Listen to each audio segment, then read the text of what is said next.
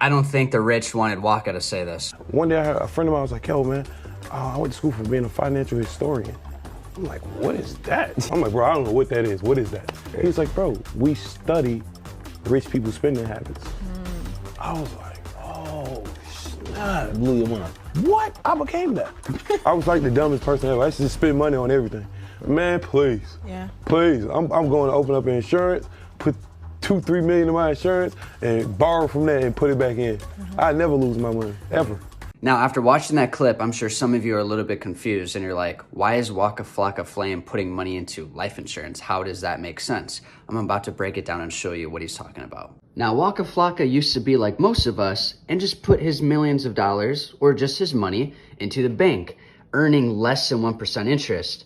But what the banks do is through fractional reserve banking, they take their money out of the bank and they put it into IULs, Tier 1 capital. They do this because A, life insurance is the safest place to put their money, and B, they're able to grow an average of 12% interest on their money safely, and they're able to borrow from their IUL and re-loan that money out to all of us for mortgages, car loans, business loans, credit cards, and they charge us interest on it and they make money off of us. But Waka Flocka said, screw that.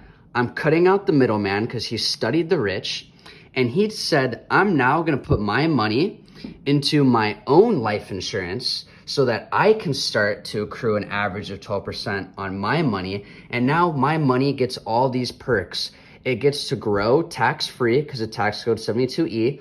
And it grows market risk-free because you have a floor rate of 0.75% and a cap rate of 20%. So you can't make more than 20% on your money and you can't earn less than 0.75%.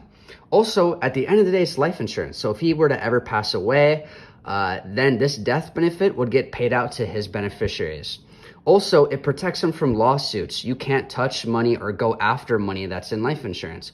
Also, the uninterrupted compound interest. What the uninterrupted compound interest allows is for Waka Flocka to take his money out of his IUL while still accruing interest on his money like he never touched it. Then he's able to put it into other income producing assets. Those income producing assets could be real estate, maybe putting that into his own record label, maybe starting a business, maybe buying some franchises.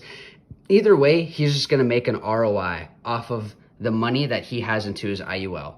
Or if he wanted to, he could just leave that money, in this case he said $3 million, just sitting in the IUL, accruing an average of 12% interest safely.